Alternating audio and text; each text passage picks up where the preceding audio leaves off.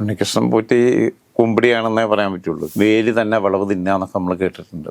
സമാനമായൊരു സാഹചര്യമാണ് ഇതിലുണ്ടായിട്ടുള്ളത്. അപ്പോൾ അയാളെ ചോദ്യം ചെയ്യുന്ന അയാളുടെ സാമ്പത്തികമായിട്ടുള്ള ഇടപാടുകൾ, ഭൂമിയുടെ ഇടപാടുകൾ, ഇതെല്ലാം ഇപ്പോൾ സംശയത്തിൻ്റെ നടുവിലാണെന്നുള്ളതാണ്. എല്ലാ പ്രധാനപ്പെട്ട പൊളിറ്റിക്കൽ പാർട്ടീസിൻ്റെ ലീഡേഴ്സിൻ്റെ അടുത്ത് ഇയാൾക്കുള്ള ആക്സസ് ദുരൂഹമാണ്. നിരീശ്വരവാദിക്ക് എന്താണ് ഒരു അമ്പലത്തിൻ്റെ അല്ലെങ്കിൽ ദേവസ്വം ബോർഡിൻ്റെ ഭരണത്തിൽ റോൾ എന്നുള്ളത് വലിയ ചോദ്യമാണ്. ഭക്തി അല്ലെങ്കിൽ ആത്മീയ വ്യാപാരം എന്ന് പറയുന്നൊരു സാധനം ഇല്ലാതെ ആക്കണം എന്നുണ്ടെങ്കിൽ അതിന് ഏറ്റവും ഉചിതരായ ആളുകളെ ഉചിതമായ സ്ഥലത്ത് അനുയോജ്യരായ വ്യക്തികളെ കൊണ്ടുവന്ന് പ്ലേസ് ചെയ്യുക. നമസ്കാരം സാർ. നമസ്കാരം. ശബരിമലയിലെ സ്വർണ്ണപ്പാളി വിഷയമാണ് ഇപ്പോഴത്തെ മാധ്യമങ്ങളുടെ ഒക്കെ ചർച്ചാ വിഷയം.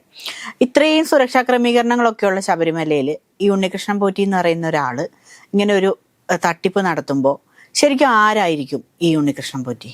ഉണ്ണികൃഷ്ണൻ പോറ്റി കുമ്പിടിയാണെന്നേ പറയാൻ പറ്റുള്ളൂ. കാരണം എന്ന് വെച്ചാൽ തീക്കട്ടയിൽ ഉറുമ്പരിക്കുക, വേലി തന്നെ വിളവ് തിന്നാന്നൊക്കെ നമ്മൾ കേട്ടിട്ടുണ്ട്.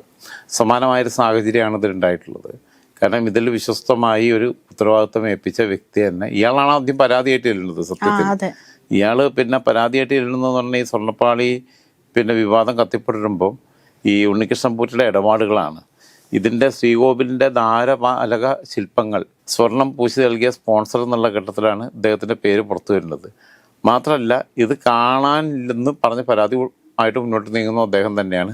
അദ്ദേഹത്തിൻ്റെ സഹോദരിയുടെ വീട്ടിൽ നിന്ന് തന്നെ ദേവസ്വം വിജിലൻസ് ഈ പീഠം കണ്ടെത്തിയതോടുകൂടിയിട്ടാണ് ഇതൊരു വേറെ ഡയമെൻഷനിലേക്ക് പോകുന്നത്. അപ്പോൾ അയാളെ ചോദ്യം ചെയ്യുന്ന അയാളുടെ സാമ്പത്തികമായിട്ടുള്ള ഇടപാടുകൾ, ഭൂമിയുടെ ഇടപാടുകൾ, ഇതെല്ലാം ഇപ്പോൾ സംശയത്തിൻ്റെ നടുവിലാണെന്നുള്ളതാണ്. കോടികളുടെ ഇടപാടുകൾ നടന്നു എന്നുള്ളതാണ്. പലിശയ്ക്ക് പിന്നെ പണം നൽകുന്നു. അങ്ങനെ 30 കോടിയിലധികം രൂപയുടെ ഭൂമി ഇടപാടുകൾ നടന്നു എന്നുള്ളതാണ് മനസ്സിലാക്കുന്നത്.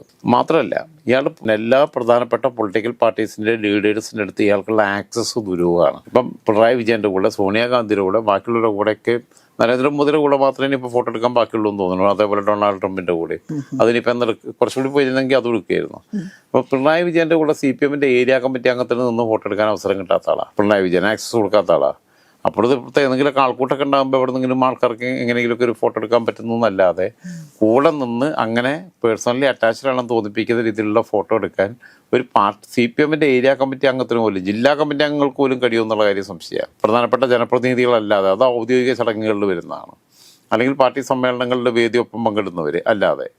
അതേപോലെ തന്നെ സോണിയാഗാന്ധി എന്ന് പറഞ്ഞാൽ ആരായിരുന്നു? UPA ചെയർപേഴ്സൺ ആയിരുന്നു. മൻമോഹൻ സിംഗ് ഒരു റബ്ബർ സ്റ്റാമ്പ് മാത്രമായിരിക്കുമ്പോൾ ഒറിജിനൽ പ്രധാനമന്ത്രി ശരിക്ക് പിന്നെ സോണിയാഗാന്ധി ആയിരുന്നു. ആ സോണിയാഗാന്ധിയുടെ കൂടെ ഒന്ന് ഫോട്ടോ എടുക്കുക, ഇങ്ങനെയൊക്കെ ഉള്ളത്. ഇപ്പോൾ ജയറാം ഉൾപ്പെടെ അതിൽ പെട്ടുപോയി എന്നുള്ളത്. നമ്മുടെ നടൻ ജയറാം പറഞ്ഞത് ഇയാളെന്തോ വലിയ സംഭവം ഞാൻ തെറ്റിദ്ധരിച്ചു പോയി, അപ്പോൾ മഹാഭാഗ്യമായിട്ട് കരുതി, അങ്ങനെ അതിലെ കിണിയിൽ പെട്ടുപോയി എന്നൊക്കെ ഉള്ളതാണ്. പിന്നെ അദ്ദേഹത്തിൻ്റെ സെക്രട്ടേറിയറ്റിൻ്റെ വളപ്പിൽ നടന്ന ചടങ്ങിൽ മുഖ്യമന്ത്രിക്കൊപ്പം, പോലീസ് ആസ്ഥാനത്ത് ADGP ആദരിക്കുന്ന ചടങ്ങിൽ പോലീസ് ഉന്നതർക്കൊപ്പം, അത് തട്ടിപ്പും വെട്ടിപ്പും നടത്തുന്നതിന് എവിടെ ആക്സസ് കിട്ടുന്ന ഒരു വൃത്തികെട്ട കാലമായി ഇത് മാറിയിരിക്കുന്നു എന്നുള്ളതാണ്. അദ്ദേഹം കിളിമാനൂരിന് സമീപം പുളിമാത്ത് ആണ് അദ്ദേഹത്തിൻ്റെ വീട്. പുളിമാത്ത് ദേവീക്ഷേത്രത്തിലെ പൂജാരിയായിരുന്ന പിതാവിനെ സഹായിച്ചിട്ടാണ് അദ്ദേഹം ഈ രംഗത്തേക്ക് കടന്നു വരുന്നത്. പിന്നെ മറ്റ് പല അമ്പലങ്ങളിലും കീഴ്ശാന്തിയാന്ന് ആയിട്ട് പോകുന്നു. സ്കൂൾ വിദ്യാഭ്യാസത്തിന് ശേഷം ബംഗളൂരുവിലേക്ക് പോകുന്നു. അവിടെ ഒരു ശ്രീരാമപുര അയ്യപ്പ ക്ഷേത്രത്തിൽ കുറേ നാൾ പൂജാരിയായിരുന്നു. അത് കഴിഞ്ഞിട്ടാണ് ശബരിമലയിലേക്ക് കീഴ്ശാന്തിയായിട്ട് എത്തുന്നത്. അപ്പോൾ ഈ ബാംഗ്ലൂരിലെ ഭക്തർക്കിടയിൽ ഇയാൾക്ക് നല്ല ആക്സസ് ഉണ്ടായിരുന്നു. ശബരിമലയിൽ ഇയാളെത്തുമ്പം ഇയാൾ മുഖേന ഒരു ഗ്രീൻ ചാനലിൽ ഒരു എൻട്രി ശബരിമലയിലേക്ക് വരികയാണ്.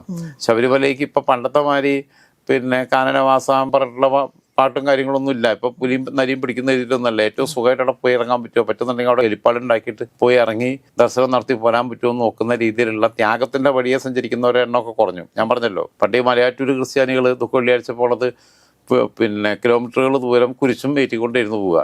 ഇപ്പൊ പറ്റിയ അവിടെ ചെയിൻ കാർ ഉണ്ടാക്കി കഴിഞ്ഞാൽ അങ്ങനെ കയറി പോകാമെന്ന് കരുതി നിൽക്കുന്ന ഒരു കാലത്താണുള്ളത്. ഭക്തിയുടെ ഭാഗമായിട്ട് ഈ സമീപം അനുഭവിക്കും വേണം, എന്നാൽ അതിനു വേണ്ടി റിസ്ക് എടുക്കാൻ തയ്യാറും അല്ലാത്തൊരു കാലഘട്ടത്തിലാണുള്ളത്. കൈ നനയാതെ മീൻ പിടിക്കുക എന്നുള്ളതാണ്. പറ്റിക്കുന്ന ആരെയാണെന്ന് ആലോചിക്കണം, ദൈവത്തെയാണ്. അതാ രസം. അപ്പം ലോകത്തുനിന്ന് ഏറ്റവും പറ്റിക്കാൻ എളുപ്പമുള്ള ഒരാളായിട്ട് മാറിയിട്ടുള്ളത് ദൈവങ്ങളാണ് എന്നുള്ളതാണ് ഏറ്റവും രസകരമായിട്ടുള്ളൊരു കാര്യം. അപ്പോൾ ഇയാൾ പിന്നെ സമ്പന്നനാകുക എന്ന് പറഞ്ഞു കഴിഞ്ഞാൽ, ഇപ്പം എനിക്ക് തന്നെ അറിയാവുന്ന ഒരുപാട് കേസുകളുണ്ട്. നമ്മളൊക്കെ പല സൗഹൃദങ്ങളിൽപ്പെട്ട പലർക്കും ചിലപ്പോൾ ശബരിമലയിൽ പെട്ടെന്ന് പോകണം എന്നൊക്കെ പറയുമ്പം അവർക്ക് ക്യൂ വേണ്ട, വെർച്വൽ ക്യൂ ഇല്ല, മറ്റേതില്ല, ഒന്നുമില്ല. അവർക്ക് ഡയറക്റ്റ് ആക്സസ്. അവിടെ ഒരാളുണ്ട് എന്ന് പറഞ്ഞു കഴിയുമ്പോൾ അത് ഏതെങ്കിലും ഒരു മിനിസ്റ്റർ ഓഫീസ് നമ്മൾ നടപടുത്തി കഴിഞ്ഞാൽ അവിടെ വേണ്ട സൗകര്യങ്ങൾ ദേവസ്വം ബോർഡ് ഒരുക്കി കൊടുക്കും. VIP-കളെ ട്രീറ്റ് ചെയ്യുന്നവർ അവിടെ 2-3 ദിവസം നിൽക്കാം.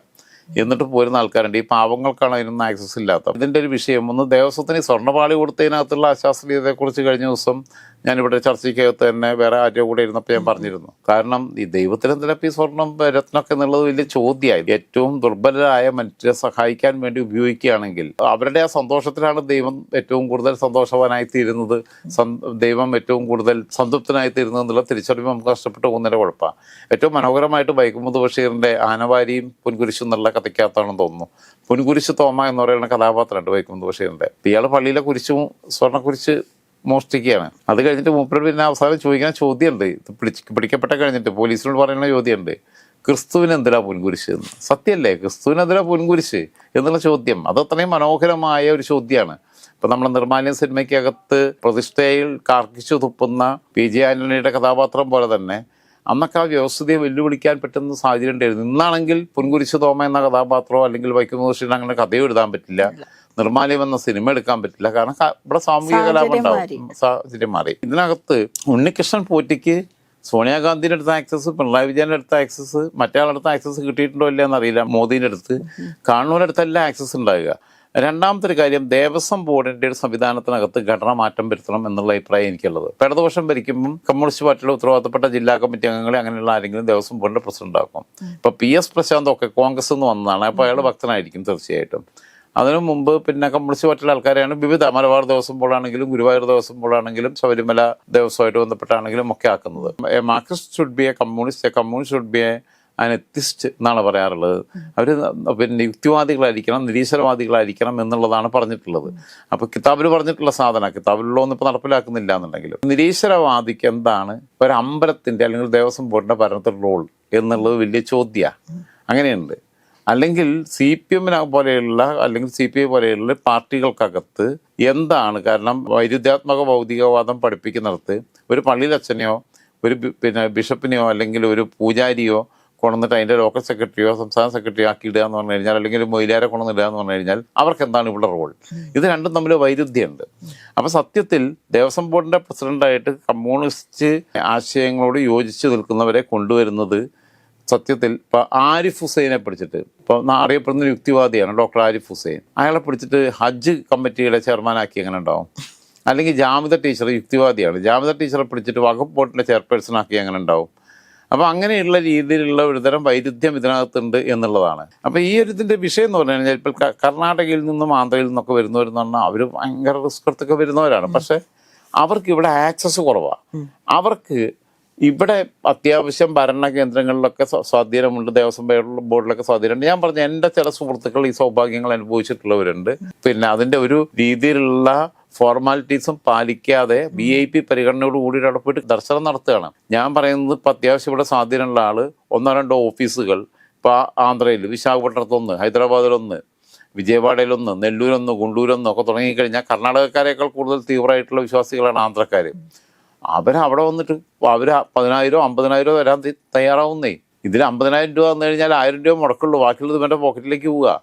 അപ്പം അങ്ങനെ പൈസ ഉണ്ടാക്കാൻ പറ്റും. അപ്പം അങ്ങനെയുള്ള കുറേ സംഭവങ്ങളാണ് ഇതിനകത്തുള്ളത്. പക്ഷെ ഇതിലും നമ്മൾ കേൾക്കുന്ന ഒരു പേര് ഉണ്ണികൃഷ്ണൻ പോറ്റിയുടെ മാത്രമാണ്. ഇപ്പം ഉണ്ണികൃഷ്ണൻ പോറ്റി എന്നൊരാൾ മാത്രം വിചാരിച്ചാൽ ഇത്രയും വലിയൊരു തട്ടിപ്പ് നടത്താൻ പറ്റില്ലല്ലോ. അപ്പം ഉണ്ണികൃഷ്ണൻ പോറ്റിക്ക് പിന്നിലും മുന്നിലും ഒരുപാട് പേരുണ്ടാവില്ലേ? അവരുടെ ഒന്നും പേര് വെളിപ്പെടുന്നില്ലല്ലോ. പിന്നെ പേര് വെളിപ്പെട്ട് കഴിഞ്ഞാൽ പല വിഗ്രഹങ്ങളും ഉടയും. അങ്ങനെയാണ് ഉള്ള പ്രശ്നം.